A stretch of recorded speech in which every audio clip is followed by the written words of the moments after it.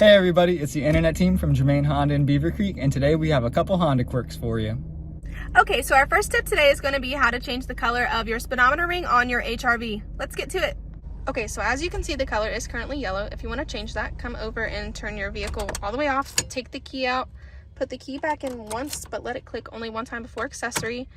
And then you're going to hit the button over here for your trip, and it'll change the color. We'll go with red, and then turn the car back on. And now that's the set color.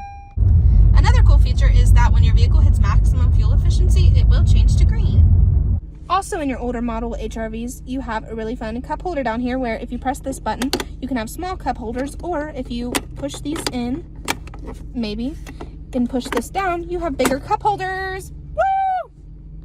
And in the new Civics, did you know in your center console, the insert has a diagram of an old Civic on it? Thanks for stopping out.